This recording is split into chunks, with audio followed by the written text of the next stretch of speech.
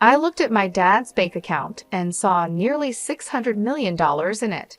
I thought to myself, this money is all mine now. I don't need you anymore. After my kind father-in-law passed away, I was still grieving when my husband came to me and casually dropped the news that he wanted a divorce. It turns out he was only showing his true colors after getting his hands on the $600 million inheritance from his father. He saw me as nothing more than an ATM, just waiting for Dad to pass away so he could live a lavish life without having to work. I had seen glimpses of his true nature before, but I never realized he was this awful. Before I knew it, I was clenching my fists, angry at myself for being fooled into this marriage. I could accept being deceived, but I couldn't stand him speaking badly about my kind father-in-law. Fine, I said, hand me those divorce papers. I snatched the papers from my husband, signed them quickly, and threw them back at him. All right, the rest is up to you, I told him. Yeah, leave it to me, he replied, smugly. He offered to send my belongings, and I walked past him, out of the living room, and left the house. I knew my husband would regret divorcing me. Sure enough, he called me later, panicking when I explained that the $600 million was just a fantasy. My name is Mary, I'm 45 years old, and I work in sales. My husband John is also 45, and he used to work in sales, but now stays at home. There's a story behind him becoming a homemaker, but to explain that, I should start with my first husband. This is my second marriage. My first husband died in a work accident 5 years ago, leaving me a widow. Between life insurance and severance pay, I received about $600,000. Since my first marriage happened later in my 33s, we didn't have any children. I inherited the money along with my ex-in-laws, but they told me, we're almost 82 years old and don't have much time left, so we don't need it. I couldn't accept that and decided to give the money to my ex-brother-in-law and his wife, who were living with my ex-in-laws. However, they also said, we don't need much since it was my brother's money. You should use it, so they only took a small portion of the money. In the end, after paying a significant amount in inheritance taxes, most of the money ended up with me. Combined with our savings and the fact that I had a job, I became fairly well off by the age of 41. But even with all that, sitting alone at home and looking at the numbers in my bank account, I felt empty. When I came home from work, no one was there, and no one ever would be. The bed beside me stayed perfectly made, just as it was before I went to sleep. The worst part was when I accidentally made breakfast for two. As I took a bite of the second piece of toast, I thought, this must be what it feels like to have a hole in your heart. I really wanted to take some time off, but I had to keep working, so I went back to my job with this emptiness inside me, constantly feeling a sense of void. I desperately wanted someone, anyone, to listen to me, and that someone turned out to be my current husband. When I told him about my husband passing away and how I had to take some time off because of it, he said, I'm sorry for any inconvenience. I quickly replied, No, it was no inconvenience at all. Besides, your husband was a lucky man to have someone who cared for him so much. I'm sure he was very happy. He then shared a bit about himself, saying, As for me, I'm terrible at relationships. Even when I do date someone, I get dumped quickly. I know it's because of my careless personality, but it seems hard to change who you are. My husband and I were business acquaintances before we got to know each other better. I knew he was a cheerful person, so when I visited his company, I ended up telling him everything. Normally, anyone would find such a dark and heavy story off-putting, but he listened quietly and then cheered me up with some light-hearted jokes. His words and smile seemed to fill a bit of the hole in my heart. He continued to listen to my stories, and we started meeting outside of work. One day, while we were talking, I accidentally dropped a receipt, and he jokingly said, Wow, my wallet is twice as thick with coins. You dropped a receipt, and we both laughed. I need to organize it, but it's such a hassle. When he tried to pay at a store, receipts started falling out as he pulled out some cash. I picked up the receipts and handed them back to him, and he stuffed them back into his wallet, complaining about the coins. It seemed like the receipts were also making his wallet bulky. "You're like a kid, John," I teased. "What? I'm 45, you know," he replied. Just as he said, he was a bit careless, but watching him, I felt the hole in my heart slowly start to close. We kept meeting privately, and a year later, he told me he had feelings for me. It had only been a year since my previous husband passed away, so I was torn, but I felt like my late husband was telling me, "Don't stay stuck, move forward." So I decided to start dating John. People around us had their opinions, but making that important decision helped me begin to heal. However, just a month later, John gave me an even bigger concern and asked me to make an incredibly important decision. Shouldn't we get married? Given our age, it's better to decide sooner rather than later. This time, I couldn't hear my late husband's voice guiding me. It felt like he was telling me to trust my own intuition and keep moving forward, so I decided to marry John. "Okay, let's get married," I said, surprising even myself with how quickly I made that decision. It was likely John's personality rubbing off on me. I started to think that a bit of carelessness wasn't so bad if it made me more positive. At the same time, I learned from John that too much carelessness could be problematic. "Wait, live with your dad?" I asked. "Yeah, just recently, he got sick and needs help with daily living. He kept working past 73, thinking he was still young, and now this happened." "What about your mom? Is she helping him?" "Huh, didn't I mention it? My mom's not around. My parents divorced when I was young, and I haven't seen her since. This is the first I'm hearing of it. Sorry, don't be mad, but it's a heavy topic to bring up when we weren't sure about getting married yet, right? I figured I'd tell you later. Even if you put off talking about living together, you could have told me about your parents. I would have known that living together might be an option." "Well, let's not sweat the small stuff. Just meet my dad and then decide if you're okay with living together. And if I say I can't live with him, we'll figure it out then," John said with a smile, but I couldn't smile back. "I'm not planning to say I don't want to marry you just because I don't want to live together. I just wish he had told me the important things earlier. I thought being careless wasn't so bad, but now I see it's not a good thing after all." In the end, I agreed to meet his father, as John suggested. Then I began to understand what he meant by small stuff. "Your house is pretty big," I said. "Just a bit. It's just me and Dad, so we have some extra rooms. If you move in, you can use any of the spare rooms," John replied. I was about to meet his dad for the first time, so I was a little nervous.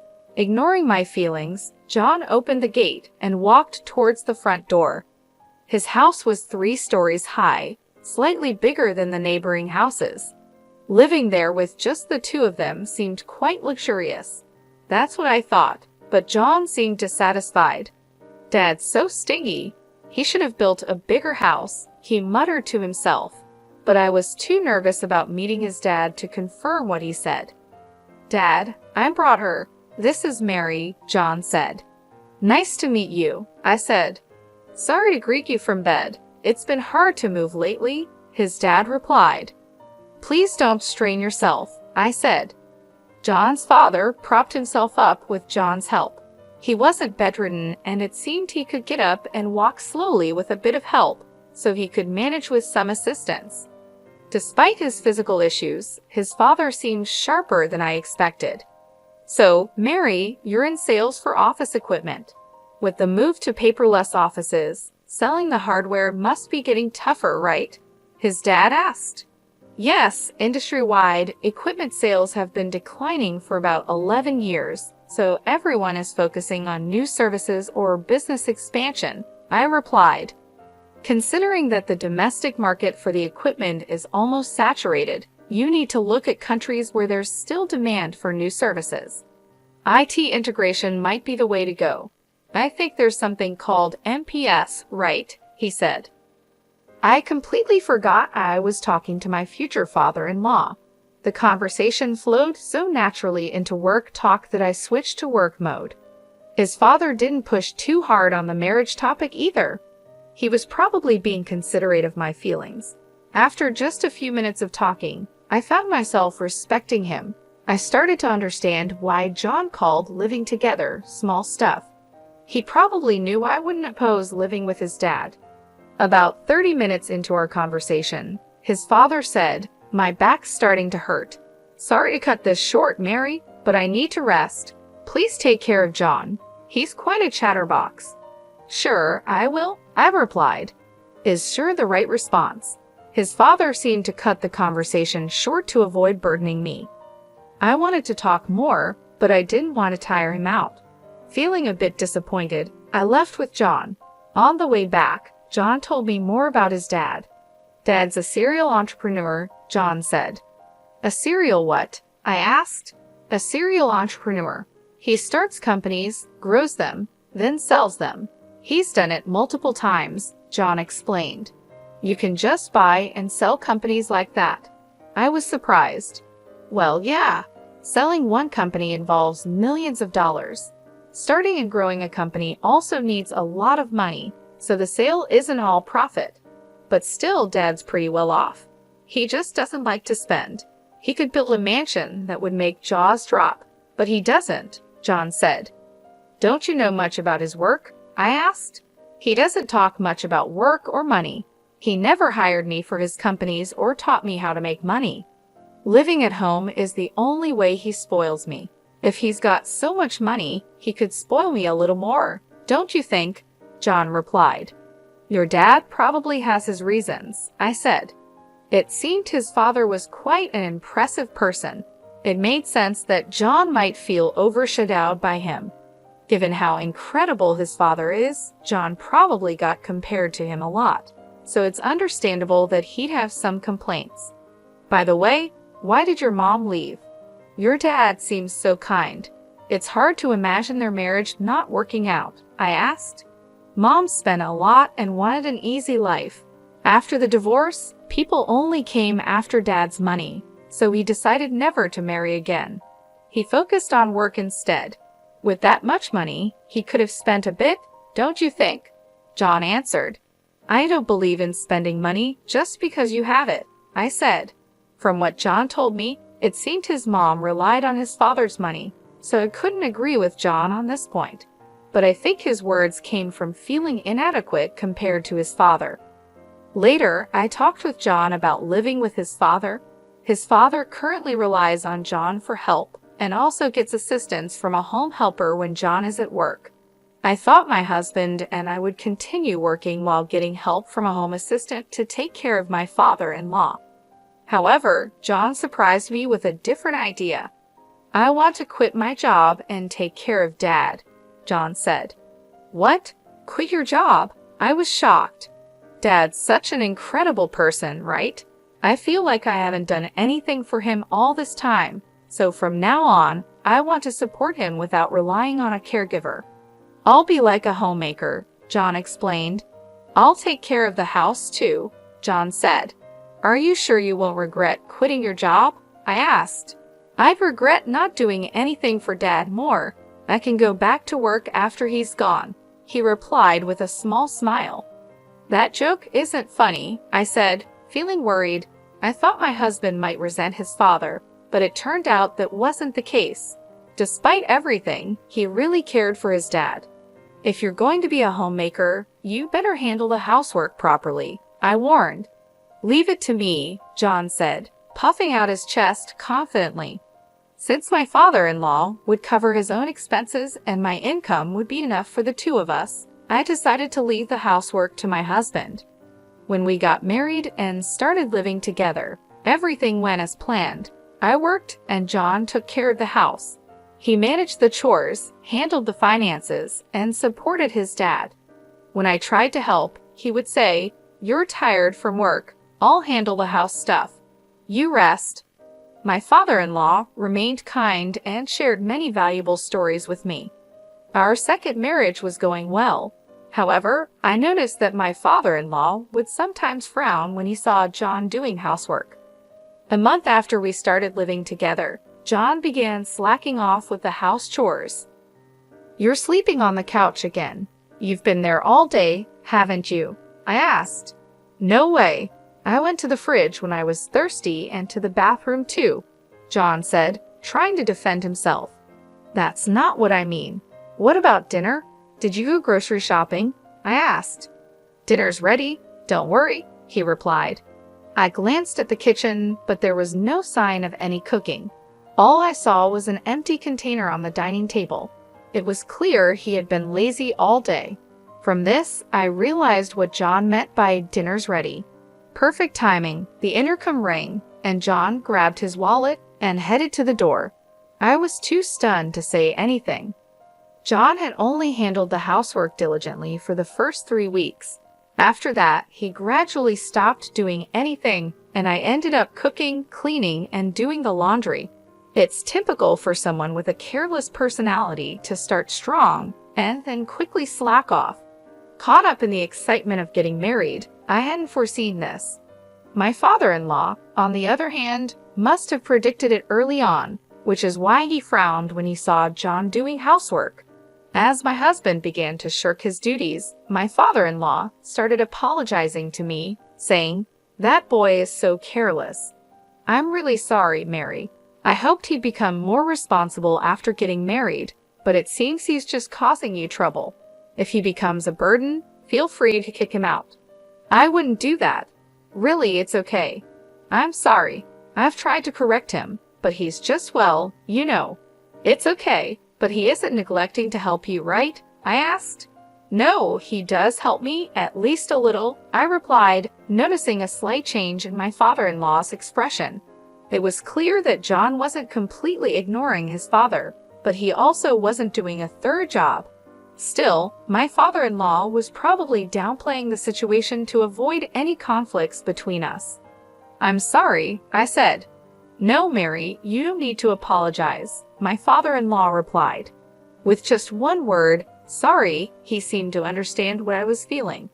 We both apologized, and there was a bit of awkwardness between us. To break the tension, my father-in-law quickly changed the subject with a brighter tone. "Oh, I'm doing some end-of-life planning and need your help. I'm not confident in John handling it." "End-of-life planning? It's not as negative as it sounds. I just want to avoid any trouble later." "Got it. If there's anything I can do, I'd be happy to help." Talking about John made us both cautious, so we ended up avoiding discussions about him and housework. It was an uncomfortable way of being considerate, but there were also thoughtful gestures that made me happy. "Is there anything inconvenient at home?" my father-in-law asked. "Not really, but the bathroom could use some fixing. I had just wanted the water heater checked," I said, but my casual comment turned into something much bigger. "Wait, what's this?" I exclaimed when I saw the changes. My father-in-law had contacted a contractor he knew, and they completely renovated the bathroom.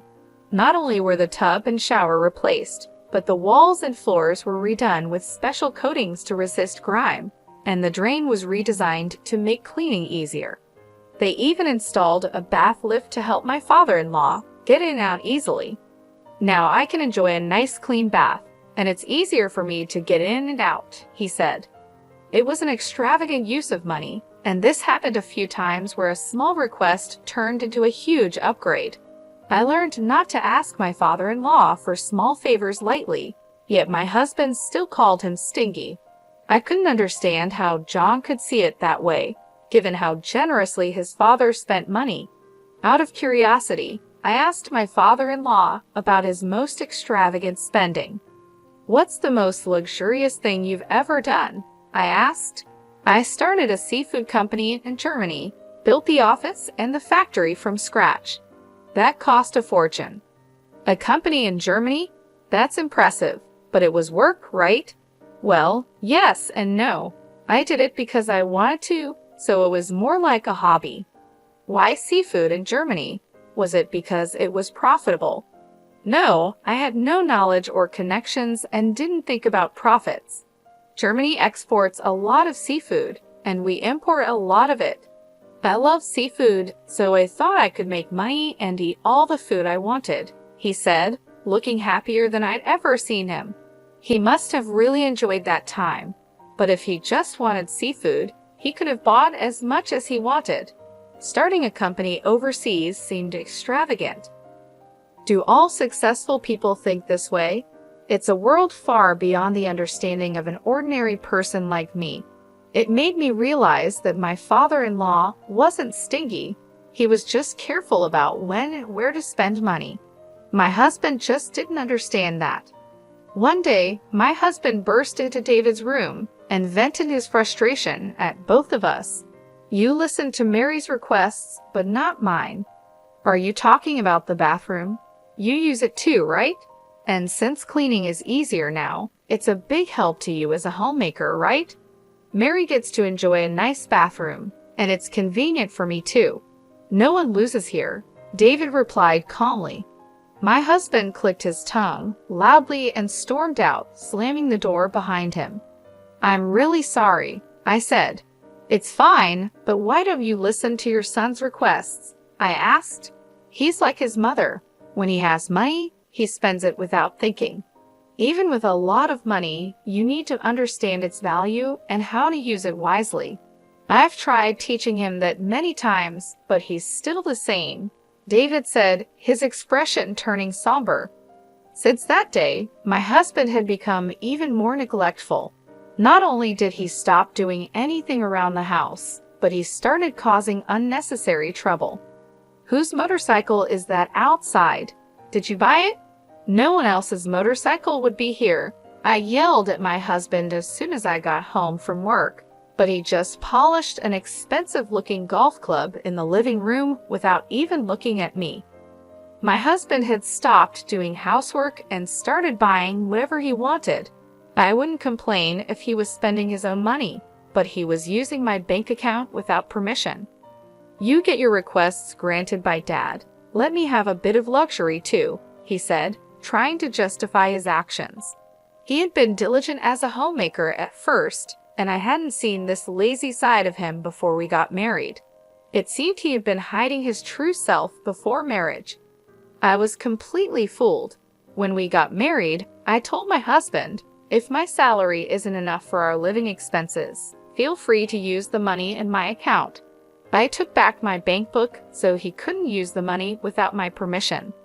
When I checked it, I saw he had spent around $50,000 in just 3 weeks. It was an expensive lesson that I couldn't trust him. Naturally, I thought about divorcing him, but I didn't want to leave my father-in-law in his care, so I erased divorce from my list of options. My husband seemed to sense that I wouldn't divorce him and became even more arrogant. Hey, can't you come home earlier? I've been waiting for dinner all this time, he complained, treating the living room sofa like his personal nest and hardly moving from there. Of course, he did no housework at all. What does being a homemaker mean? I was starting to lose my understanding of it. He had said he didn't want to rely on a home assistant and wanted to be a good son, but he ended up hiring a caregiver again. Honestly, this made me feel better knowing my father-in-law wasn't left to my lazy husband. I decided to avoid my husband as much as possible, thinking, let sleeping dogs lie. With this mindset, the year flew by quickly. Then a significant event happened for both me and my husband. Thank you for everything. My father-in-law passed away just before turning 81. The time I spent with him was short but incredibly meaningful to me. It felt like we had spent 11 years together. Even after the funeral, I couldn't pull myself together and felt a deep void in my heart. As I sat in the living room, lost in emptiness, my husband walked in with a cheerful expression. Hey, let's get divorced. What? That single word snapped me out of my daze. He was waving the divorce papers in my face. It wasn't a misunderstanding or a joke. I found Dad's bank account. Guess how much is in it? Nearly $600 million, so this money is all mine. You're no longer needed, ATM. When Dad collapsed a year ago, I didn't want to deal with taking care of him, so I looked for a wife. I figured you'd be an easy catch since you were grieving the loss of your previous husband. I see, so that's why you were in such a hurry to get married. That's part of it, but then I changed my strategy. You inherited money from your late husband, right? You never talked about it, but I figured his retirement and insurance would be substantial. I took care of Dad while you acted as the ATM until he passed away. It was easier than working. Now that Dad's gone, I'm set for a lavish life with his inheritance. Do you think you can get away with this? I asked, feeling the anger rising. Of course, I'm his son, so it's only natural I inherit his wealth. He worked until he collapsed, and I thought he'd live until 87, but he died sooner than expected, so I'm lucky, he replied smugly. I realized I was clenching my fists. It was my fault for being tricked into marrying him, and I could accept that. But I couldn't forgive him for speaking so badly about my kind father-in-law. I was ready to punch him, not caring about the trouble it might cause later. But then I felt like I heard my father-in-law's voice saying, "Stay calm." Right? There was no need to do anything rash. Are you sure about this? All right, give me the divorce papers, I said. I snatched the papers from my husband, signed them on the spot, and handed them back. Thanks for making this easy. I'll file these tomorrow. You can take all our savings. I've got $600 million, so take as much of that petty cash as you want, he said, clearly gloating. Okay then. Yeah, leave it to me. I'll file the papers and send you your stuff if you want, I replied, walking past him and out of the house.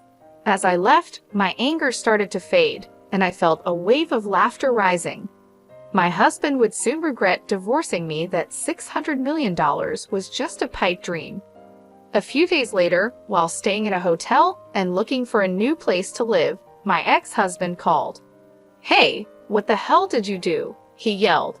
I instinctively pulled the phone away from my ear as he started shouting. He seemed confused, so I needed to explain what was happening. I can guess what happened, but why don't you tell me? I asked calmly. When I tried to withdraw money from Dad's account, they said this money can't be withdrawn. What's going on? There should be $600 million in there, he said, his voice full of frustration. Looks like you didn't know. Since your dad didn't spoil you, you never took an interest in his affairs, right? And he never discussed his work with you, I explained. Stop with the riddles. There's money, right? He demanded. Yes, there's $600 million, but it's collateral, so you can't touch it, I replied. Collateral? He asked, his voice shaking. That's right. The money is in the account, but it's untouchable, like a pie in the sky. Also, that money is about to be used to pay off debts, so it'll be gone soon, I explained. You're kidding. There's $600 million, and I can't use any of it. His voice grew quieter as he started to panic. I knew about the $600 million being collateral because I knew about the $600 million being used as collateral because I helped with my father-in-law's end-of-life planning. He had asked me to handle things if anything happened to them. Since he passed away, I was going to use the $600 million to settle his debts. But since my ex suddenly demanded a divorce, I left the paperwork to him, telling him to take care of the rest. What did Dad do with the $600 million? My ex asked. He used it for something he loved, I replied. What does that mean? He asked, confused.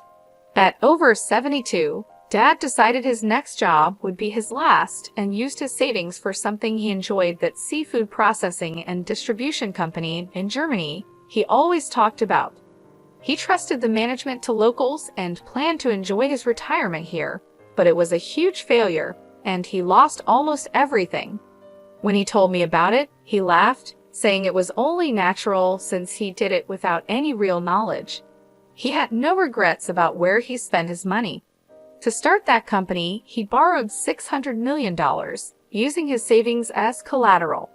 But it turned into debt, so he planned to repay it with another job. It seemed impossible, but he didn't think so. Even with the debt, he kept enough money for his retirement. In today's world, where many struggle in retirement, it's impressive. However, while sorting out the Germany company, his health declined.